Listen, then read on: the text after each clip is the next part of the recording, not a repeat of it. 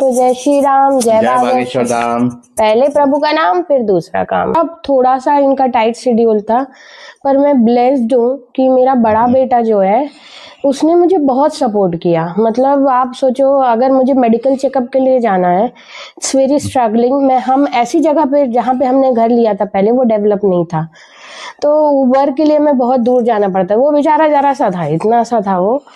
I thought कितने साल का रहा होगा? 7 साल का। वो मेरे साथ साथ पर्स वर्स लेके नहीं कोई बात नहीं मम्मी, तुमको पानी चाहिए, और वो स्टूल लगा के तुम अब मेरे को क्या बहुत ज्यादा दिक्कत थी, सेकंड प्रेगनेंसी में हो रही थी, परेशान हो रही थी मैं, तो वो बड़ा ग्लूकोज लाऊं मम्मी तुम्हारे लिए, ठंडा पानी। फिर दोनों बच्चे मेरे सिजेरियन से हुए हैं, तो जब मैं बड़ा टच थी कि जब मैं सिजेरियन से हो मेरा दूसरा भी, तो इनने बोला, मेरी मम्मी ने बोला, मेरी भाभी ने बोला चलो तुम घर चले जाओ, तो सबके दबाव में वो चला तो गया, लेकिन रात को 1 बजे फिर इनको वापस लेके आया। कहता मुझे तो मम्मी के पास ही जाना है। तो क्योंकि उसकी जिद थी कि मैं मतलब वहीं रहूंगा साथ में छोड़ूंगा नहीं, तो इसलिए वो भी हॉस्पिटल में हम लोगों के साथ ही रहता था। तो पूरे 3 दिन हम लोग हॉस्पिटल में रुके हुए थे, तो तीनों दिन हमारे साथ ही रहा वो। पूरा 3 की 5 3 दिन, सेकंड में जल्दी डिस्चार्ज हुआ। पर पता बड़ा वो था, मतलब ये मेरे को कहते थे, मम्मी कहती थोड़ा शांत से बैठ ले, पर मुझसे बैठा नहीं जाता। मैं सिर्फ 1 दिन लेटी आई थी, 1 दिन बस बेड रेस्ट था, दूसरे दिन से तो खुद ही चलने लगी थी। क्योंकि बीइंग मेडिकल प्रोफेशनल मुझे ये पता है, आप सर्जरी में बैठे तो आप गए, तो फिर लंबा खिंच जाएगा, इसीलिए इन्होंने सोच रखा था कि जैसे ही थोड़ा सा ठीक लगेगा, बल्कि इवन इनकी जो डॉक्टर मैडम थी, वो भी गायनिक, वो भी बोल रही थी नहीं अभी 1 आध दिन रेस्ट कर लो।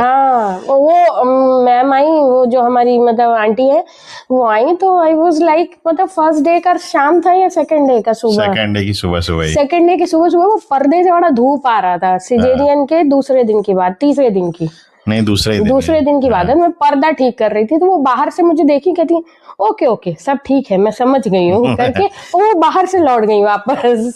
देखने भी नहीं है क्योंकि उनको लगा कि जब सब ठीक है तो फिर वो आंटी भी बहुत क्यूट सी है और बहुत सपोर्टिव है, फैमिली डॉक्टर। और मेरे से हिलते नहीं बन रहा, बोले कैथीटर, मैंने कहा सब निकालो भाई, मूवमेंट मतलब, मेरे पापा भी सर्जन है, तो वो हमेशा कहते थे मूवमेंट मतलब मूवमेंट, अगर आप सर्जरी के बाद एक्टिव होते हो तो आपका प्रॉब्लम सॉल्व होगा, फिर मतलब जल्दी हीलिंग प्रोसेस और वो सब। मुझे कतई लेटना पसंद नहीं। मेरी मदर इन लॉ कहती है कि थोड़ा भी ठीक होती है तो उड़ के चल देती है, तितली की तरह नाचती रहती है पूरे घर में।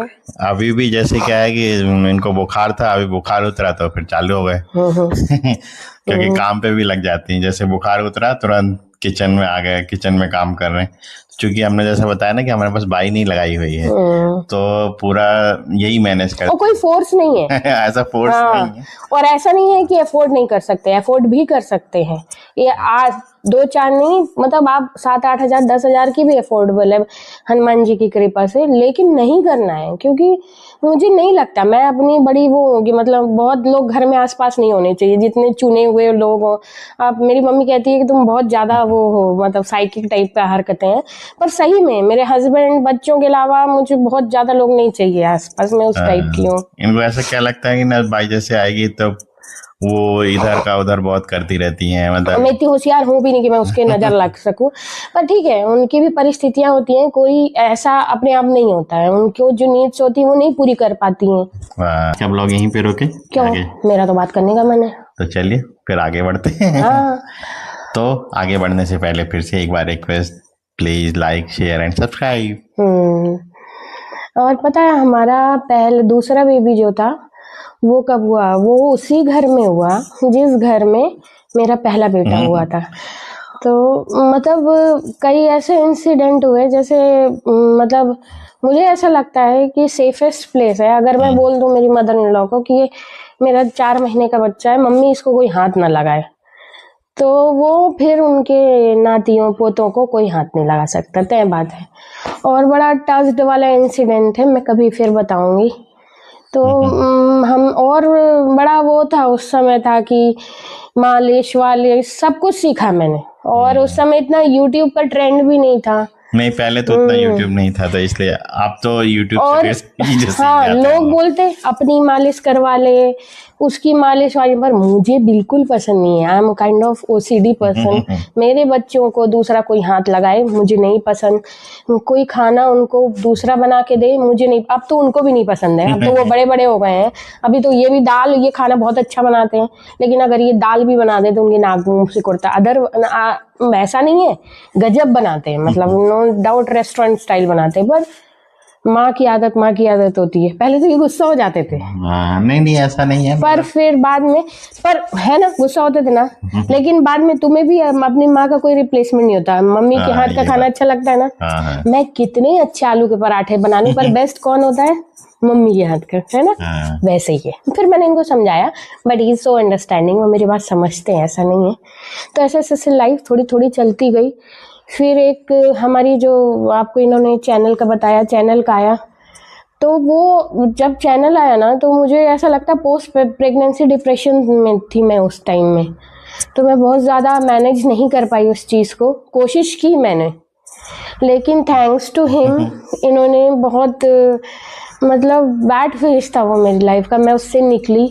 तो मैं एक और, मेरा मैसेज है कि अगर आपको लगता है, जैसे मेरे फैमिली में भी कई लोग हैं, मुझे कोई हेजिटेशन नहीं है, मुझे कोई शर्म नहीं है ये बताने में कि हाँ मुझे थी, एंजाइटी भी थी, डिप्रेशन भी था, और with the grace of Hanuman ji and with the help of him and my kids मैं उससे रिकवर करी हूँ। और आप कर सकते हो ये, मतलब डाइवर्ट मत हो कि भाई बहुत पापी हो, तुमको एंजाइटी हो गया तो नहीं, कॉमन है ये, तो आप कंसल्ट करो। नहीं कॉमन ही है, मतलब, लेकिन बस ये कि थोड़ा सा सपोर्ट रहता है तो निकल आता है। पर बताऊं आपको, कंसल्ट करने एक जने को सपोर्ट करना पड़ता है। कंसल्ट करने, मैं ऐसे फेज में थी कि मैंने बोला मुझे कंसल्ट